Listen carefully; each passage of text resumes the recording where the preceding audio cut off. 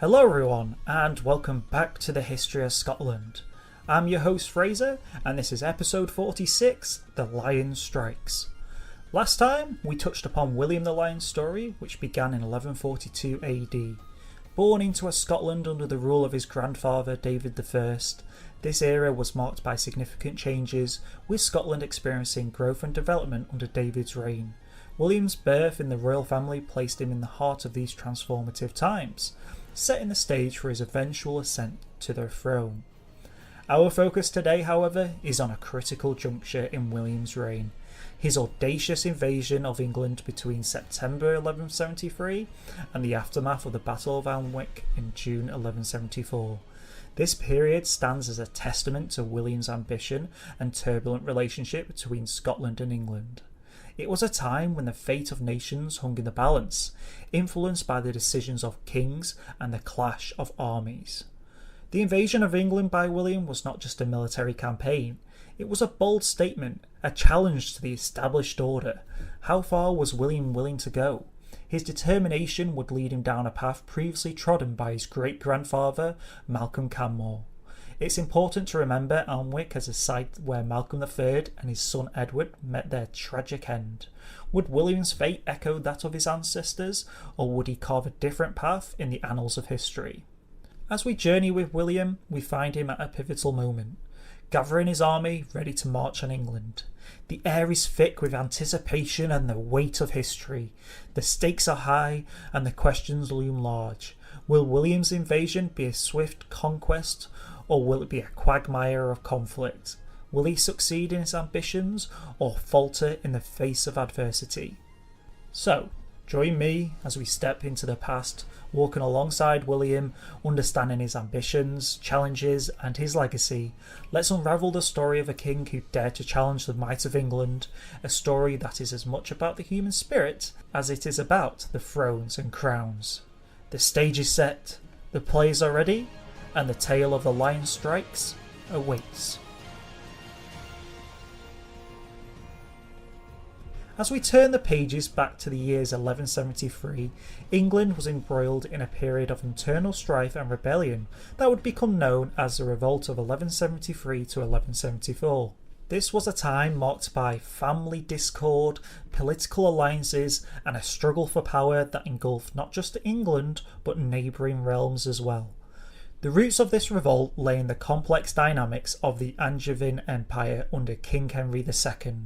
Henry, a king of great ambition and ability, had extended his influence far and wide, but his success on the battlefield and in governance did not extend to his family life.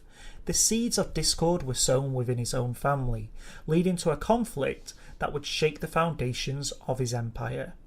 Henry II's sons, which were Henry the Young King, Richard the Lionheart, and Geoffrey, Duke of Brittany, played critical roles in this uprising. The discontented among his sons stemmed from a lack of power and autonomy. Despite their titles and lands, they found themselves under the thumb of their father's overarching control. Their grievances were further fueled by the manipulations and ambitions of their mother, Eleanor of Aquitaine, herself a formidable figure in medieval politics. Eleanor, once Queen of France and now Queen of England, had her own reasons for dissatisfaction with Henry II, stemming from personal and political disputes. The revolt was not just a family affair though, it drew in a host of significant figures from across Europe. The King of France, Louis, saw an opportunity to weaken his rival and was quick to lend his hand in supporting the rebellion's sons. His involvement added a critical dimension to the revolt, transforming it into an international conflict. Prince Richard, later to be known as Richard the Lionheart, was a key player, bringing his martial prowess and personal ambition to the forefront of the rebellion. Alongside these central figures were others who played pivotal roles. Geoffrey, Duke of Brittany, added the family discord with his own ambitions and grievances.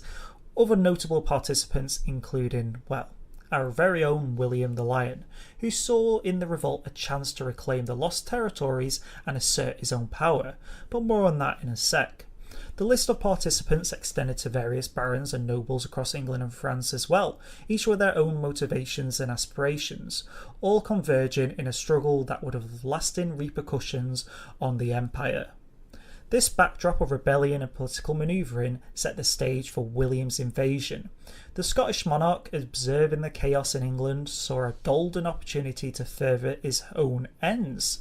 It was a moment ripe with possibility and a chance to exploit the internal divisions of his southern neighbour and perhaps reverse the fortunes that had previously eluded his predecessors.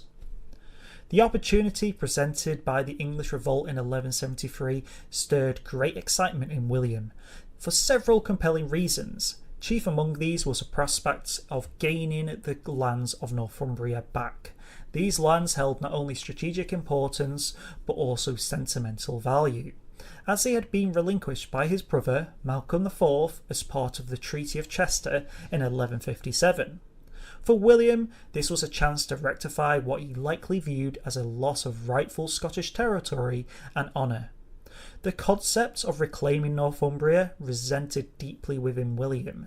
These lands, historically contested between England and Scotland, were more than just a physical territory. They symbolised the power, influence and legacy of Scottish kingship. By endeavouring to regain Northumbria, William was not only challenging English dominance, but also asserting his own authority and autonomy of Scotland. Furthermore, the internal strife in England presented a rare opportunity. With Henry II's attention divided due to the rebellion, his ability to effectively respond to external threats was diminished. William astutely recognised that England's preoccupation with its internal issues provided a strategic window for Scotland to act with a reduced risk of intermediate and forceful retaliation. The reaction of William's Scottish nobles, clan chiefs and council to the proposed invasion was likely mixed. On the one hand, there was a sense of national pride and ambition, a collective desire to see Scotland reclaim its lost territories and assert its strength against a traditional adversary. The prospect of military success and expansion of Scottish influence would have been appealing to many, particularly those who were directly involved in or stood to benefit from the campaign. However, there would have also been reservations and caution among some members of the Scottish nobility, especially the clan chiefs. The risks of engaging in open conflict with England were significant. A failed campaign could lead to severe consequences, including possibly retaliating actions by England, loss of life and resources, and political instability. Moreover, the uncertain outcome of the English revolt added an element of unpredictability to the endeavour. Given the feudal nature of most of Scottish society by this point, individual nobles and clan chiefs would have also had their personal interests and agendas which could influence their support or opposition to the invasion. Some might have seen it as an opportunity for personal gain, while others might have viewed it as an unnecessary risk. In anticipation of his invasion of England, William undertook lots of preparations, understanding that the success of his campaign hinged on thorough planning and efficient organisation. The scale and complexity of this military endeavour demanded careful attention to various aspects, from troop mobilisation to logistical support. William's first step was to gather a formidable force. This involved mobilising the Scottish nobility, who were obliged to provide troops as part of their feudal duties. Local lords, clan chiefs and influential figures across Scotland were called upon to assemble their men-at-arms and join the royal army. The bulk of William's army consisted of lightly armoured infantry. These troops, primarily drawn from the raw Scottish populace, were adept at moving quickly across different terrains. Equipped with weapons like spears, axes and bows, they were trained for skirmishes and guerrilla tactics, crucial in the border warfare typical of the era. To supplement the light infantry, William incorporated a contingent of Norman cavalry. These were heavily armoured knights trained for direct combat and capable of delivering powerful charges on the battlefield.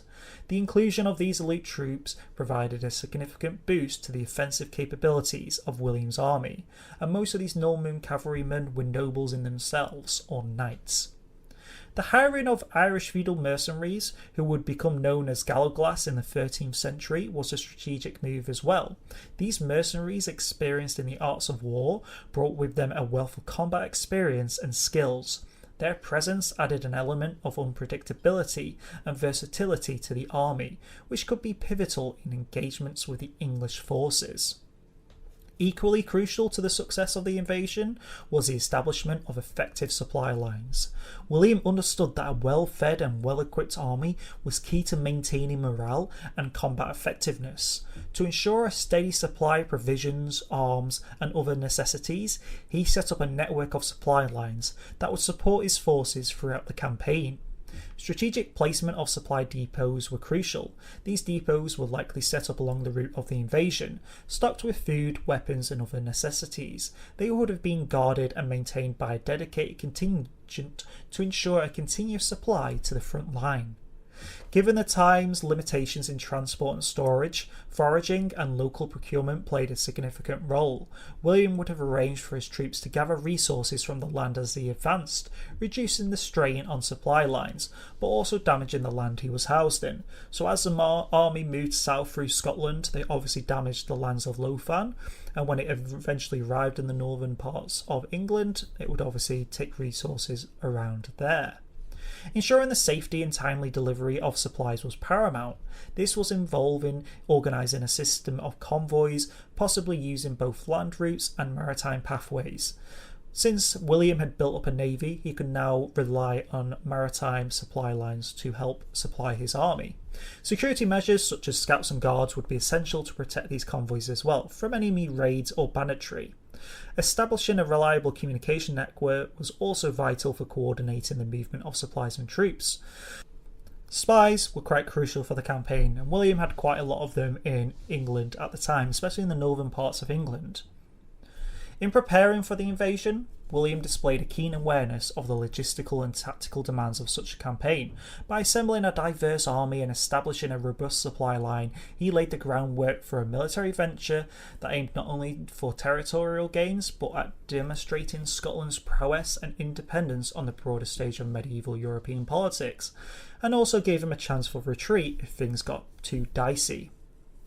The Scottish army was led by a cadre of notable commanders, each holding significant positions within the Scottish court.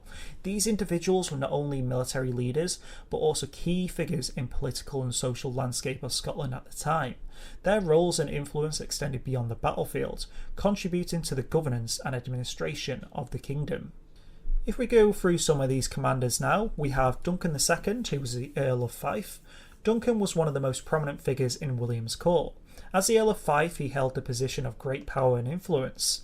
The Earls of Fife had a distinguished role in the coronation of Scottish kings, as we knew from last week's episode, underscoring their high status. Duncan's role in the invasion would have been pivotal, both as a military leader and a symbol of Scottish nobility support for William's campaign. There was Gilbert of Galloway.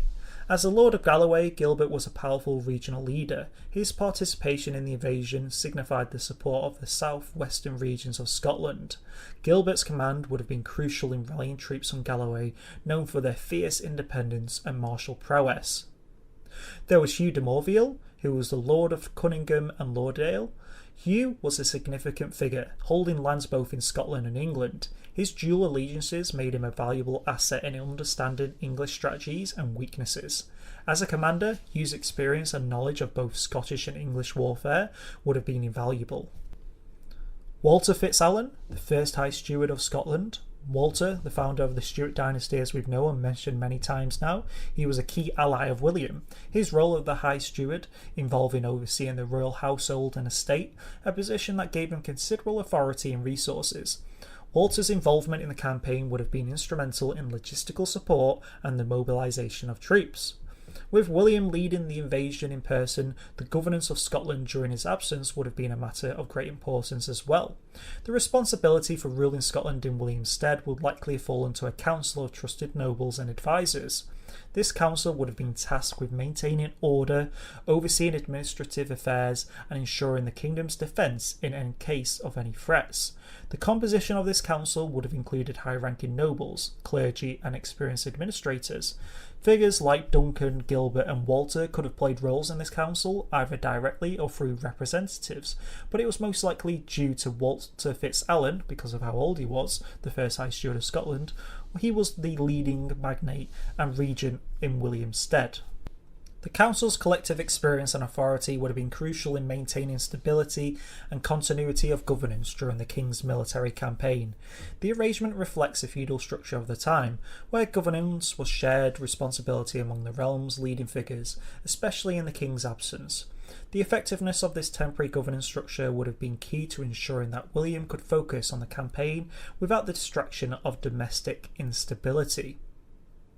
So, it is now September 1173, and this was a pivotal moment in William's campaign against England. This endeavour, marked by ambition and planning, was characterised by William's advance towards key English strongholds, facing significant challenges of medieval siege warfare. William's first move was a strategic one, and it was to march his army towards Newcastle, a city of considerable strategic importance. The objective was the city's partially built stone castle, a symbol of English power and a key to controlling the surrounding area. However, upon reaching Newcastle, William found the castle's defences more formidable than anticipated. The robust construction and the strong garrison within made a direct assault unfeasible. In the face of this resistance and resilience, William shifted his focus to Prudhoe Castle. This fortress, like Newcastle, was a significant target, its capture potentially delivering a blow to the English control in the region. However, upon arriving at Prudhoe, William was once again confronted with the reality of medieval siege warfare. The castle's defences were strong and well manned, presenting a daunting challenge to the Scottish forces. He hadn't brought a lot of siege equipment with him. William and Scotland at this time weren't really well known for siege building techniques.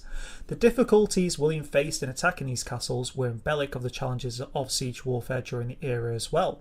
Medieval castles were designed to withstand sieges, often built with thick stone walls, fortified gates, and towers that provided defensive advantages to any ranged unit such as archers.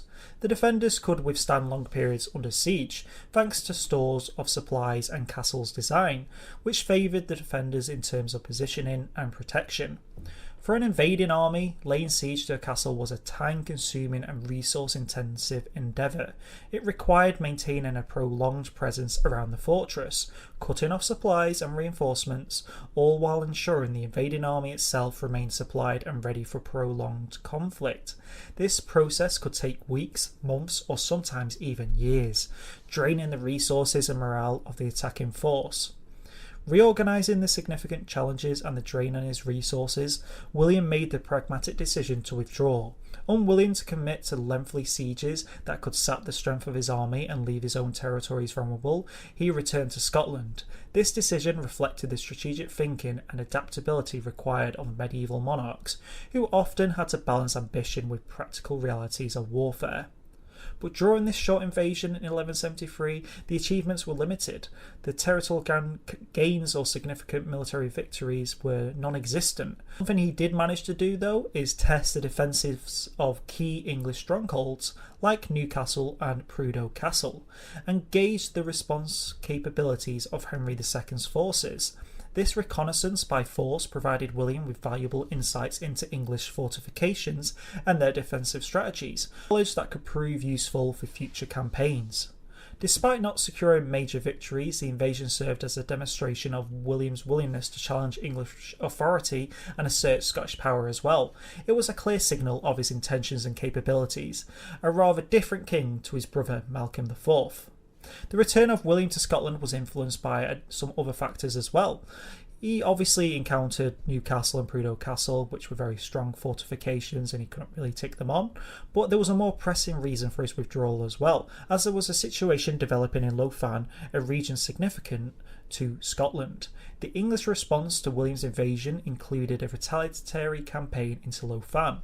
This region, with its rich agricultural lands and strategic location, was devastated by English forces. The scorched earth tactics employed by the English army not only caused immediate harm, but also threatened the long-term stability and prosperity of the area. This devastation forced William to reconsider his position. The need to protect his own realm and address the damage done to Lothian became a priority, compelling him to seek a peace treaty with Henry that would expire in January 1174 to end the immediate conflict and focus on stabilising and rebuilding the affected areas. While this initial invasion did not achieve any significant military success and required William to seek peace, it was far from the end of his plans and ambitions. The experience gained, the lessons learned, and the demonstration of his willingness to take bold actions all played into a long-term strategy. William's resolve remained firm, and his ambitions to challenge English dominance and expand Scottish influence continued to drive his actions. The campaign of 1173 was a setback, but it also laid the groundwork for future endeavours, showing William's persistence and adaptability as a ruler and military leader. In January 1174, William perceived a renewed opportunity for invasion, spurred by the ongoing unrest and vulnerabilities within England. The internal strife that had embroiled King Henry II and his sons continued, creating a landscape of political instability and weakened defences that William sought to capitalise on. The persistent discord in England presented an advantageous moment for William to press his claims and ambitions further, especially in the light of the limited successes of his previous campaign. William's army for the 1174 invasion was notably larger and more diverse than before. This time he gathered an even more formidable force, including a significant contingent of Flemish mercenaries. The inclusion of these mercenaries was a strategic decision, enhancing the capabilities and composition of his army. Flemish mercenaries were renowned for their martial skills, particularly in areas where Scotland might have lacked expertise or equipment. Their presence added a new dimension to William's forces, potentially giving him an edge in both open battle and siege warfare. However, it is important to note that the contemporary accounts of the size of William's army often claim to be as large as 80,000 men. They're likely exaggerated. Medieval chroniclers were prone to inflate numbers, as we know, for dramatic effect or propaganda purposes. The logistical realities of the time would also make maintaining and supplying an army of that size highly improbable. Nevertheless, even significantly smaller than reported, William's army was undoubtedly substantial and represented a serious threat to English holdings in the region. This larger and more diverse army reflected William's determination and confidence in this campaign. By augmenting his forces with experienced mercenaries and gathering a sizable army, William demonstrated his commitment to achieving his objectives and willingness to invest considerable resources into this second invasion. The 1174 invasion therefore marked a significant escalation in William's efforts, with a larger and more varied army at his command. William adopted a different strategy from his previous campaign, reflecting his adaptability in being able to change his strategy and learning from earlier experiences.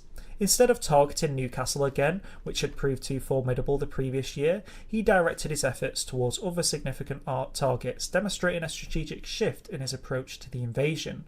William chose to attack Prudhoe Castle once more.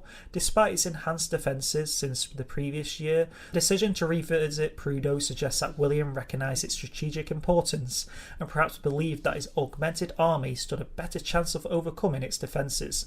However, after a siege of 3 days and facing strong resistance, William decided to not linger in a protected siege again and had done the previous year. This decision to avoid getting bogged down in a lengthy siege again showed a tactical evolution in his approach, prioritising mobility and the element of surprise. The focus of William's campaign then shifted north to Alnwick, a move with both strategic and symbolic implications. Alnwick's criticality in the north of England was significant. It was a key defensive stronghold, guarding the northern frontier of England. Its capture would not only be a major victory, but also a symbolic one, demonstrating William's ability to penetrate deep into English territory and challenge their control over the region. Moreover, Alnwick held a poignant place in Scottish history as we know. It was a site where Malcolm Canmore, Malcolm III and his eldest son Edward met their tragic end, a story I recounted in episode 24, Death of a King. By laying siege at Alnwick, William was not just conducting a military operation, he was engaging with a deep historical narrative, one that resonated with the Scottish memory and national identity. This was a place steeped in the blood and legacy of his ancestors, and by choosing this as a target, William was perhaps seeking to avenge past losses and reclaim a piece of Scottish history. The Battle of Alnwick in 1174 was a decisive moment in William's invasion of England, and the lead up to the battle, William employed a tactical approach of dividing his army into 3 columns. Though some of these strategic preparations and miscalculations led to a dramatic and pivotal outcome, he still did this. This strategic diversion was designed to simultaneously attack multiple targets, thereby dispersing and weakening the English forces and defences in the region. One of these divisions, commanded by Duncan, Earl of Fife, took a particularly aggressive stance by assaulting Warkworth. The attack of Warkworth, culminating in the burning of the Church of St. Lawrence, was a bold move intended to sow chaos among the English ranks and divert attention and resources away from Alnwick, the primary target of William's campaign. However, on the eve of the battle, William made a critical error in judgment. Instead of consolidating his forces around Alnwick, he allowed them to spread out further over a large area. This decision left his position at Alnwick dangerously exposed and weakened his army's ability to respond effectively to a concentrated attack. The turning point of the battle occurred on the night of July 11th. A relatively small force of about 400 English knights, led by Ralph de Glanville, embarked on a daring mission from Newcastle to confront William. Despite challenges such as heavy fog that led them to lose their way, the force reached Alnwick by dawn.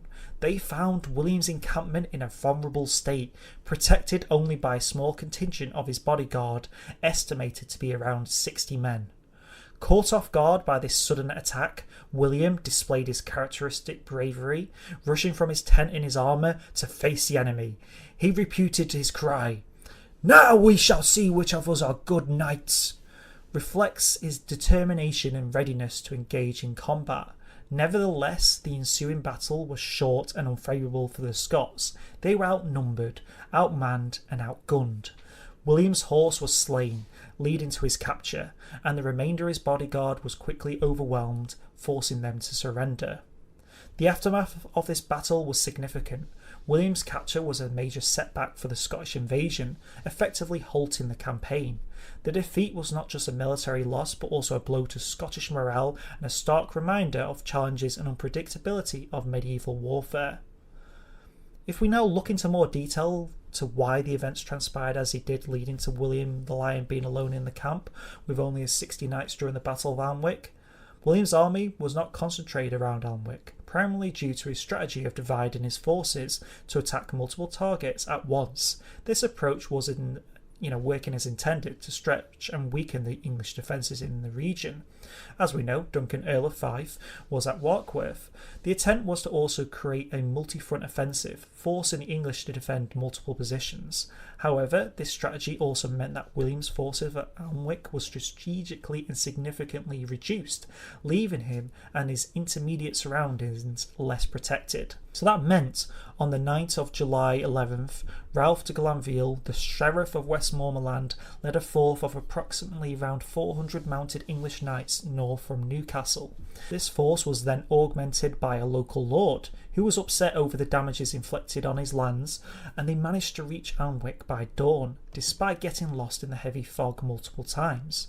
They found William's camp almost empty, a situation that was likely unexpected and exploited opportunistically. William's decision not to concentrate his forces around Alnwick and his presence in a relatively unprotected camp can be seen as a combination of strategic oversight and the daring nature of his leadership. He might have underestimated the possibility of a rapid English counterattack, or overestimated the security provided by the smaller contingent of his personal guard. William's capture was particularly damning for Scotland for several reasons. Firstly, it meant the loss of their king, the central figure of authority and leadership. His capture would have been a severe blow to Scottish morale. Secondly, it left Scotland in a vulnerable position, both military and politically, with the absence of its sovereign ruler. William's headstrong approach and his decision not to play it safe can be attributed to his character and norms of medieval kingship. Medieval kings were often expected to lead from the front and demonstrate personal valour. William's rush into the fray, despite the risks, despite being able to probably leave and get out there safely, was in keeping with the expectations of a warrior king like William. He wasn't his brother Malcolm IV, he really was a warrior. His decision might also have been influenced by a desire to quickly respond to an unexpected threat, rallying his men and attempting to repel the English knights. However, this boldness also exposed him to significant risks, as evidenced by the outcome of the battle. Well, we will leave William in a precarious situation, a moment of profound uncertainty and challenge. Following his defeat at the Battle of Alnwick, we find him in chains, captive king on his way to Newcastle Castle. The image is a poignant and stirring of a king brought low not in battle but through capture.